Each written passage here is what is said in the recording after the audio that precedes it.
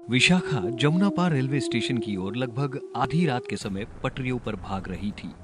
वह घायल हालात में थी। उसके चेहरे की हवाइयां उड़ी हुई थी।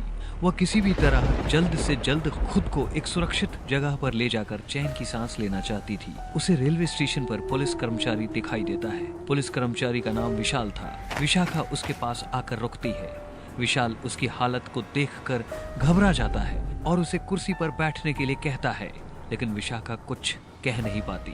इससे पहले उसकी मौत हो गई। अब सवाल ये था कि वह इतनी रात गए घायल हालात में इस तरह पटरी के ऊपर भागते हुए पुलिस के पास क्यों आई और आते ही दम क्यों तोड़ दिया। कहीं कोई अनहोनी तो नहीं हो रही, कहीं कुछ गलत तो नहीं हो रहा। पुलिस इंस्पेक्टर विशाल असमंजस में पड़ चुका था। अपने साथियों को बुलाकर आपस में बातचीत करता है। मुझे समझ नहीं आ रहा कि ये औरत है कौन। क्या इसे हमारी मदद की जरूरत है? आखिर यह किस खतरे का संकेत है?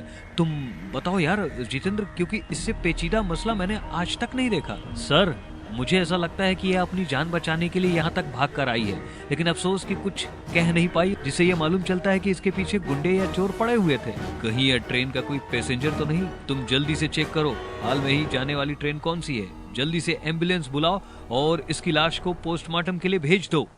Yes sir. ट्रेन का ड्राइवर रवि ट्रेन की रफ्तार को दुगना कर चुका था। ट्रेन इतनी स्पीड से भाग रही थी कि लोगों की नजरों से ओझल हो जाए। रवि और रवि का साथी भानु आपस में बातचीत करते हुए कह रहे थे, आज तो कमाल कर दिया। ट्रेन के लगभग 100 लोगों के गुर्दे, फेफड़े और किडनी निकाल लिए और उनकी बाकायदा सेटिंग भी कर दी है।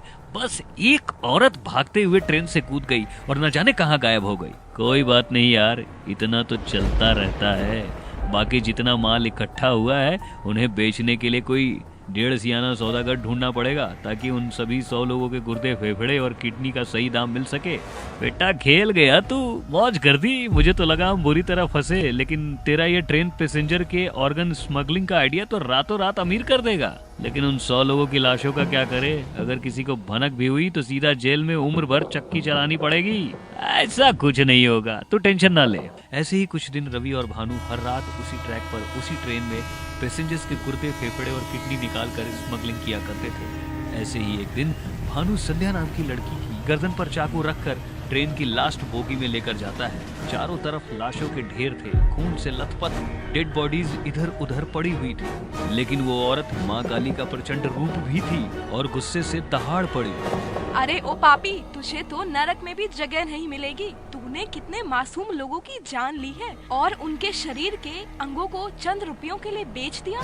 तुझे तेरी माँ भी कोसती होगी कि अपनी कोख से किस हैवान को जन्म दिया है मैंने। तेरी इतनी हिम्मत कि तूने मुझे हैवान कहा? रुक, अभी तेरी बोलती बंद करता हूँ। अरे तू क्या मेरी बोलती बंद करेगा? तुझे तो मैं। संध्या इतना बोलकर काली माँ का प्रचंड रूप ले लेती है और उसका सिर धड़ से अलग कर देती है।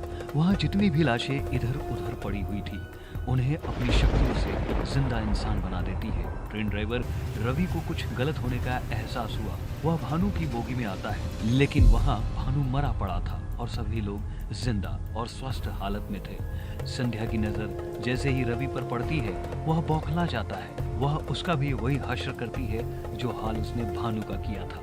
कुछ ही देर में सब कुछ ठीक हो जाता है। ट्रेन ड्राइवर रवि के मर जाने के बाद संध्या खुद ट्रेन चलाने लगती है और सुबह होते ही वह कहीं गायब हो जाती है। सभी लोगों के मुख पर संध्या का नाम रटा हुआ था।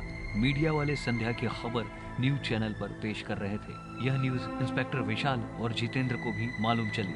वो दोनों दंग रह गए। आखिर ये किस देवी का रूप है? जिस केस को हम इतने दिनों से सुलझा नहीं पा रहे हैं, उस लड़की ने एक ही रात में सब कुछ ठीक कर दिया। वह कोई आम लड़की नहीं हो सकती, जरूर ही कोई इच्छा शक्ति का प्रतीक है। कि तभी उनके सामने संध्या का चेहरा न्यूज चैनल पर नजर आता है।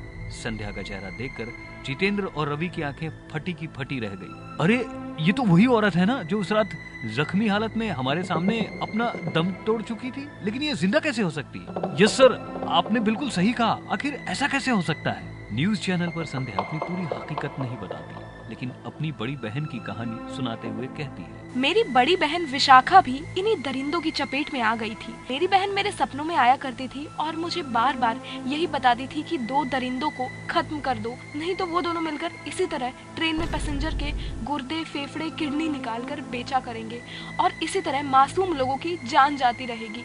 मुझे ये सपने बार बार आया करते थे, जिसकी वजह से मेरे अंदर एक बदले की आग का जन्म हुआ और इस तरह मैंने उन 2 राक्षसों का खात्मा कर दिया। संध्या की कहानी सुनकर रवि और जितेंद्र उस दिव्य शक्ति को सलूट करते हैं।